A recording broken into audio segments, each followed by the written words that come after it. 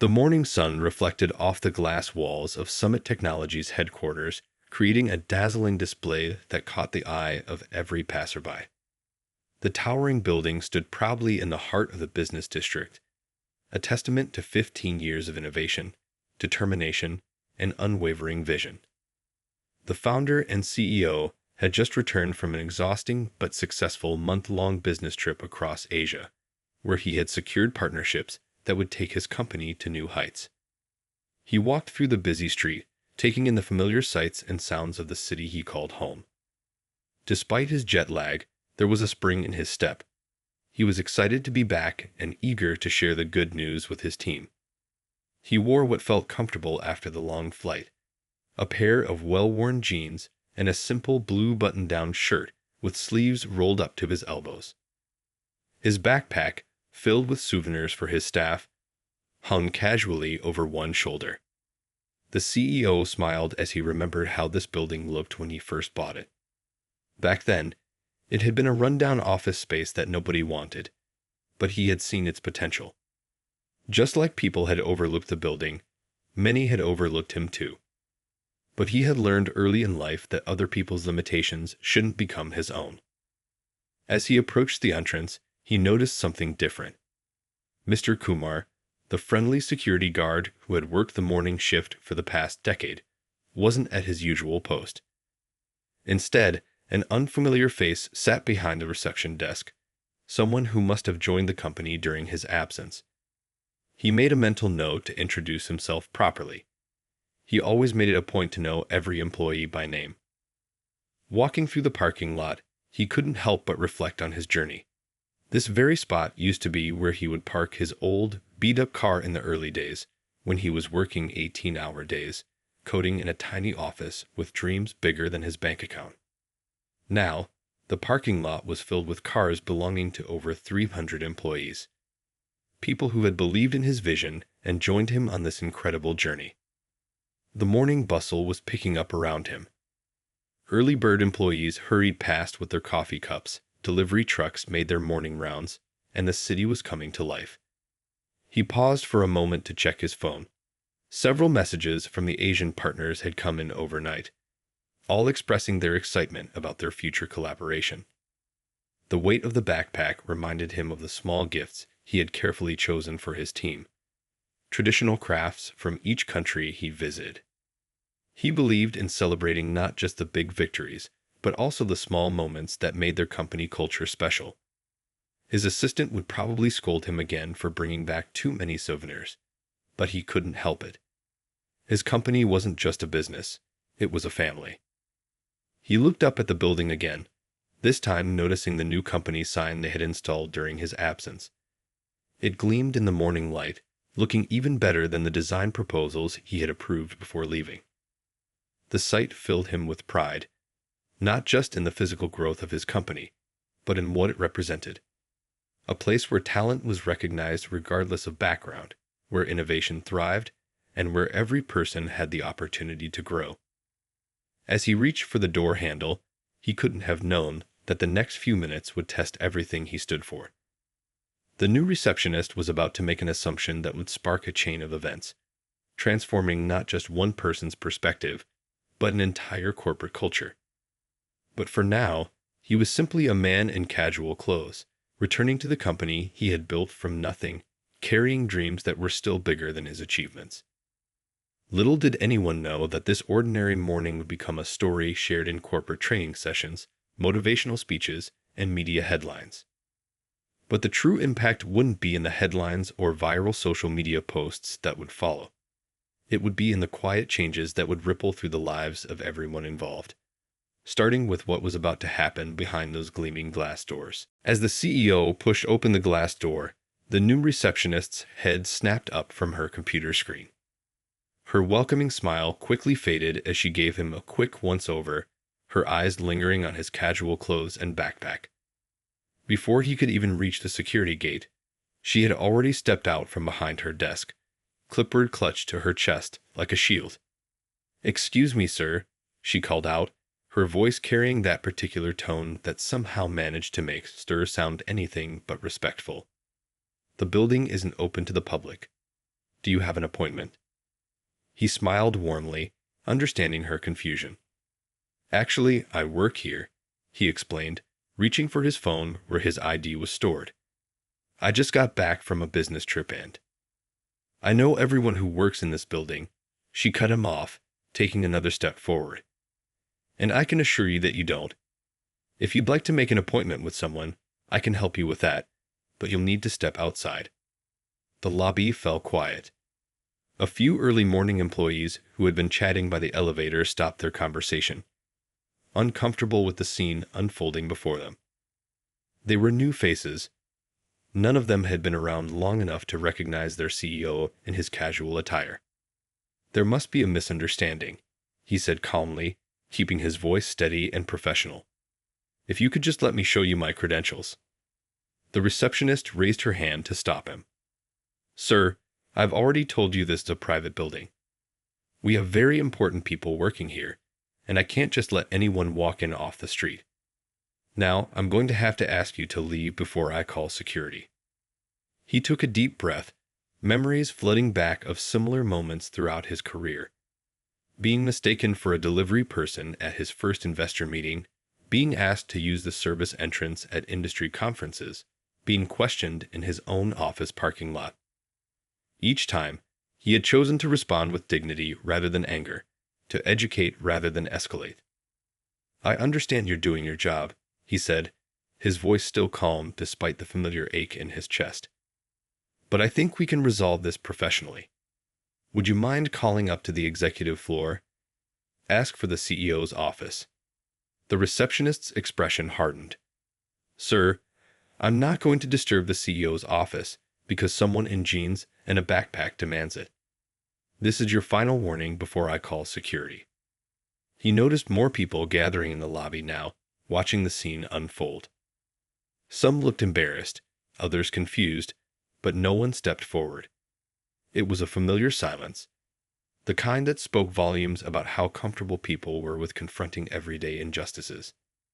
Taking out his phone, he pressed a single number on his speed dial. The receptionist reached for her security button, but before she could press it, his call was answered. Hi, he said into the phone, never breaking eye contact with the receptionist. Could you come down to the lobby? It seems we have a situation that needs addressing. The receptionist's expression shifted from righteous authority to uncertainty as she heard his side of the conversation. Something about his calm confidence made her pause, her finger hovering over the security button as doubt began to creep in. What happened next would change not just her morning, but her entire perspective on life. The CEO stood there, perfectly still, holding her gaze with unwavering patience. In those tense moments of waiting, an important lesson of assumptions and respect was about to unfold, one that would echo through the halls of Summit Technologies for years to come. The CEO's phone call had lasted less than 30 seconds, but those moments stretched out in the lobby like hours. He slipped his phone back into his pocket, a lifetime of similar experiences having taught him the value of patience. The morning sun continued to stream through the glass walls, now illuminating the growing crowd of onlookers who tried their best to look busy while stealing glances at the unfolding scene. His mind drifted to a conversation he'd had with his father years ago, sitting on their old porch steps after another door had been closed in his face. Son, his father had said, your reaction to disrespect says more about you than their disrespect says about them. Those words had shaped his approach to every challenge since then. The receptionist maintained her defensive posture, but uncertainty had crept into her expression. Something about his calmness unsettled her more than any angry response would have. He could see the questions forming behind her eyes. Why wasn't he getting angry? Why wasn't he leaving? Why did he seem so sure of himself? A young intern who had been standing near the elevator finally gathered the courage to approach. Excuse me, she said, her voice barely above a whisper. I think I've seen him before in the company newsletter. Please stay out of this, the receptionist snapped, cutting her off. The intern retreated quickly, but her words had planted a seed of doubt. The receptionist's hand, still hovering over the security button, began to tremble slightly. The CEO used this moment to sit down calmly in one of the lobby's chairs, placing his backpack beside him. The casual action, so at odds with someone who wasn't supposed to be there, seemed to further confuse the receptionist. "What are you doing?" she demanded, trying to maintain her authority despite her growing uncertainty. "I'm waiting," he replied simply, his voice carrying the weight of someone who had built something from nothing. "And while we wait, I'd like you to think about something. What made you so sure I didn't belong here?" The question hung in the air, heavy with unspoken implications. The receptionist's face flushed, but before she could respond, the elevator chimed. He thought about the contents of his backpack, the carefully chosen gifts for his employees, including a beautiful handcrafted pen he found in Tokyo for the front desk staff. Despite everything that had just happened, he hadn't changed his mind about giving it to the receptionist. Sometimes, the best response to prejudice was not just patience, but persistent kindness. Around them, the lobby had grown unusually quiet. The usual morning bustle had been replaced by a tense anticipation. Those who had witnessed the scene were no longer pretending to be busy. All eyes were fixed on the elevator doors as they began to open. The CEO remained seated, his posture relaxed but dignified. In his mind, he was already thinking about how to turn this moment into something constructive. He'd faced countless obstacles building this company, and each one had become a building block for something better. This moment would be no different. He watched the color drain from the receptionist's face as the elevator doors fully opened. In that moment, before everything changed, he made a decision. This wouldn't be a story about punishment or public shame. It would be a story about growth, about learning, and about the kind of leadership that transforms mistakes into stepping stones for positive change. The backpack beside him contained more than just souvenirs. It held the evidence of a successful international expansion, contracts that would create hundreds of new jobs, and opportunities that would open doors for people from all walks of life. The irony wasn't lost on him that he'd been blocked from entering the very building where these opportunities would be created. As footsteps approached from the elevator, he stood up slowly, straightening his simple button-down shirt. The next few moments would determine more than just how this situation would be resolved. They would shape the culture of his company for years to come. And he was ready to handle it with the same grace and wisdom that had brought him this far. The chief operating officer burst out of the elevator, her heels clicking rapidly against the marble floor. Her usual composed demeanor was replaced by an urgent energy as she surveyed the scene before her. Behind her followed two senior executives, both looking equally concerned. "Sir," the COO called out, slightly out of breath. "I came as soon as I got your call. I'm so sorry about this misunderstanding." She shot a sharp glance at the receptionist, whose face had turned pale as realization began to dawn. The CEO raised his hand gently, the same calm smile still on his face. "It's all right," he said, his voice carrying across the now silent lobby. "I believe everyone was just doing their job." He turned to face the receptionist, whose clipboard was now clutched so tightly her knuckles had turned white. "Sir," she stammered, her voice barely above a whisper. You're the CEO, yes," he finished for her, his tone gentle but firm. "Though I prefer to think of myself as someone who's just trying to build something meaningful." He picked up his backpack, pulling out a small wrapped package. "I actually brought this back from Tokyo for the front desk staff. Would you like to open it?" The lobby had become so quiet you could hear the air conditioning humming overhead. The small crowd of employees who had witnessed everything stood frozen, many with their mouths slightly open. The young intern who had tried to speak up earlier was pressing her hands to her cheeks, eyes wide with disbelief. The receptionist's hands trembled as she accepted the package, tears welling up in her eyes. I don't know what to say. I'm so sorry. I'll pack up my desk right away." The CEO shook his head. "That won't be necessary. What's necessary is that we learn from this moment." He looked around the lobby, making eye contact with each person present. All of us. The COO stepped forward, ready to take charge of the situation, but the CEO gestured for her to wait. He wasn't finished yet. You know, he continued, his voice carrying the weight of years of experience. When I started this company, I couldn't afford a suit. I worked from a tiny apartment, wearing the same jeans I'm wearing now, dreaming of building something that would make a difference. He paused, letting his words sink in. Success doesn't have a dress code. Innovation doesn't care what someone looks like. And leadership.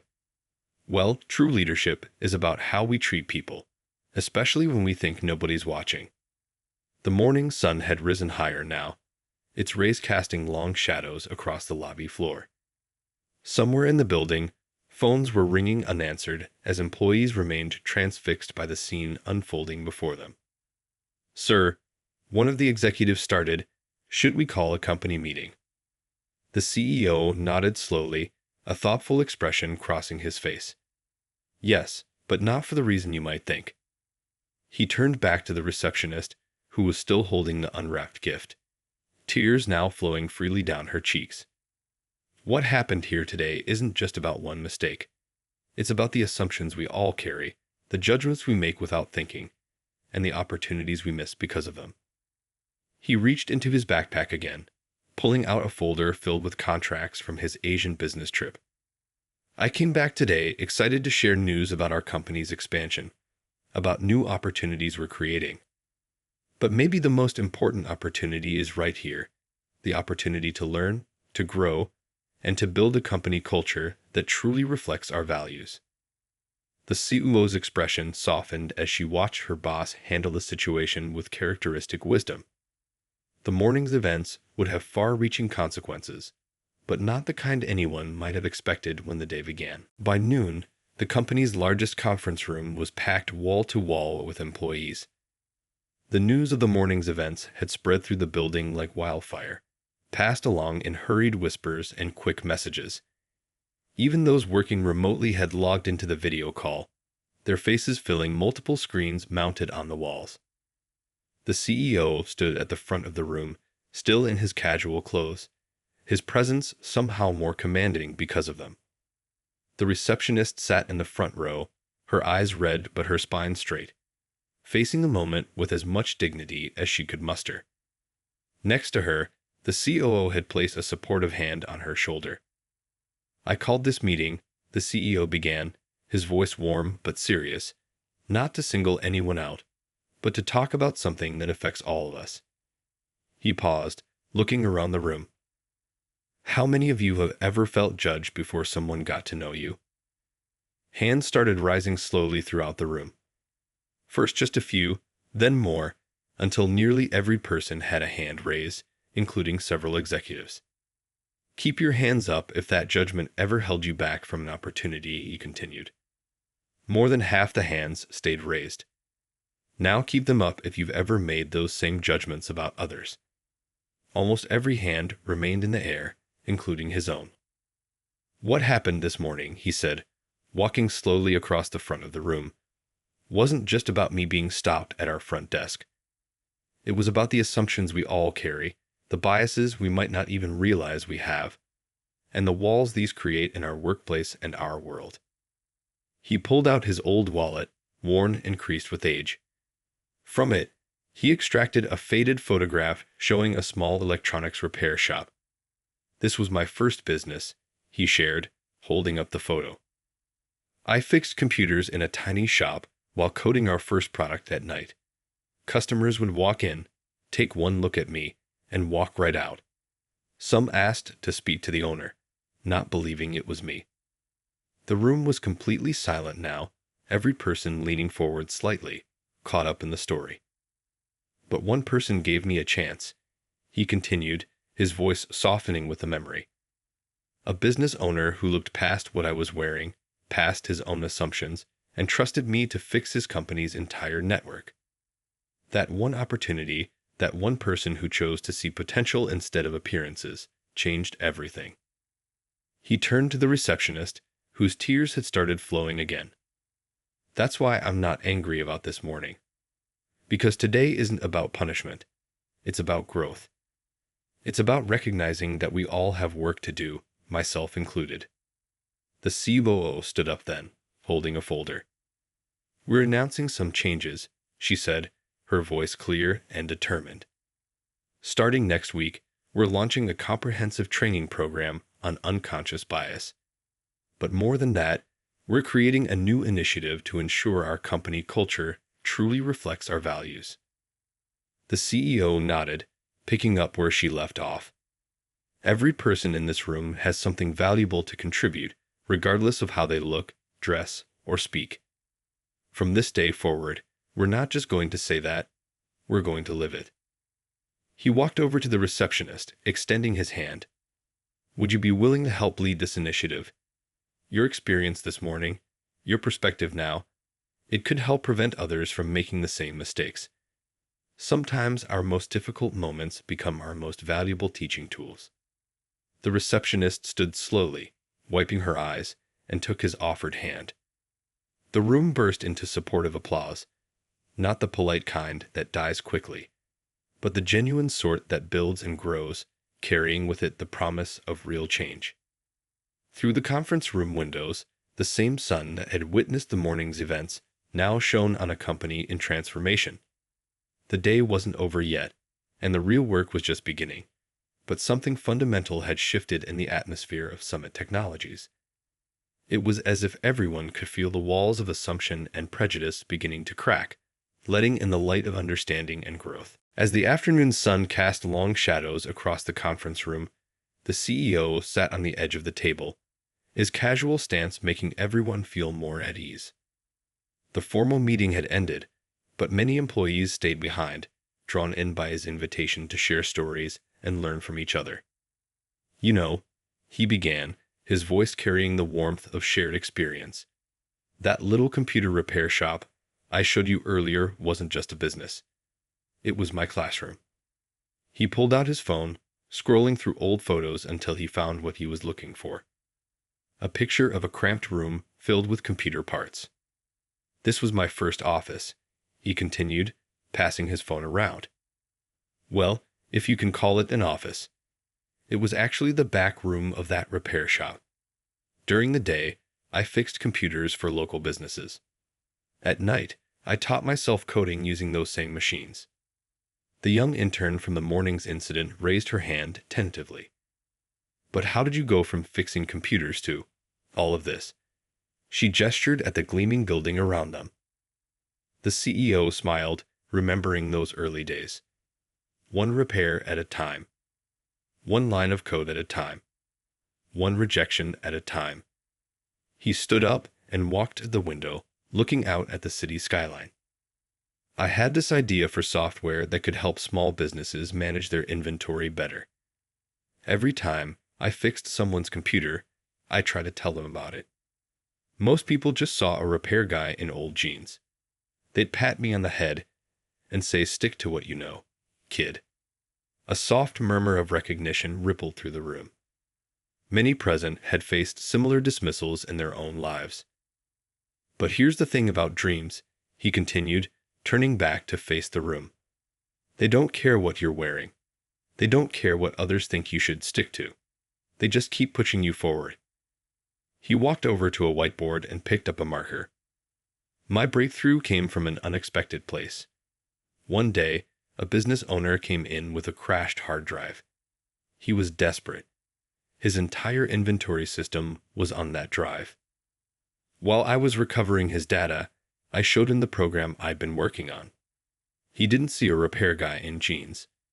He saw a solution to his problems. The CEO drew a simple line on the board, starting at the bottom and working its way up with several turns and twists. That one person who looked past appearances became my first real client. He told other business owners. They told others. But it wasn't always smooth sailing. He pointed to various points along the line, each marking a moment in his journey. This point here. That's when I pitched to my first group of investors. They laughed me out of the room. Told me I didn't look the part. This point.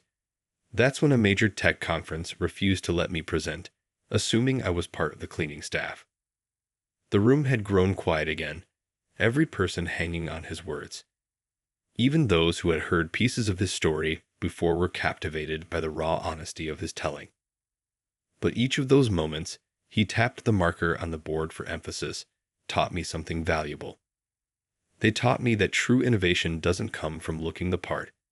It comes from solving problems. They taught me that real leadership isn't about wearing the right clothes or speaking the right way. It's about lifting others up when they're pushed down. He capped the marker and turned to the receptionist, who had been listening intently.